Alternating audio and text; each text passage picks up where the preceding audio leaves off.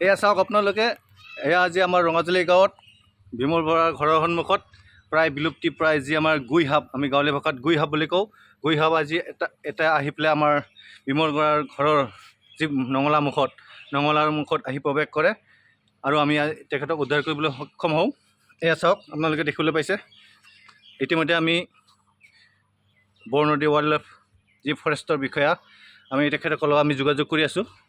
এই বিলুপ্তি প্ৰায় যি আমাৰ গুই সাপ, তেখেতক আমি উদ্ধাৰ কৰিবৰ কাৰণে আৰু আমি যি বৰনদী ৱাইল্ড লাইফ তাত আমি মুকলি কৰি দিবৰ কাৰণে ইতিমধ্যে আমি যোগাযোগ কৰি আছোঁ। এয়া আপোনালোকে দেখিবলৈ পাইছে ৰঙাজুলি গাঁৱৰ বিমল বৰাৰ ঘৰত আজি এই গুই সাপটো। এয়া আহকচোন, আপুনি কেনেকৈ দেখা পালে প্ৰথমতে এই সাপটো? হা, এই গুই সাপযোৰক এই দুখ পাব দেই। আপুনি কেনেকৈ দেখা পালে কওকচোন, ডাঙৰ দিব।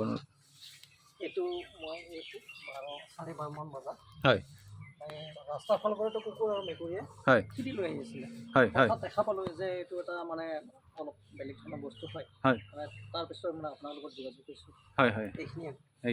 এয়া চাওক, আপোনালোকে দেখিবলৈ পাইছে, এয়া গুই সাপ। এয়া বিলুপ্তি প্ৰায় আজিকালি মানুহে দেখিবলৈ নাপায়। ইয়াক বিমল বৰাৰ ঘৰৰ সন্মুখত, যিহেতু আমাৰ ৰঙাজুলি এখন ভেৰগাঁও চাহ বাগিচাৰ ওচৰৰ হয়, আমি নিশ্চয় অনুমান কৰিছোঁ ভেৰগাঁও চাহ বাগিচাৰ পৰা ওলাই আহিছে চাগে। এয়া আপোনালোকে দেখিবলৈ পাইছে।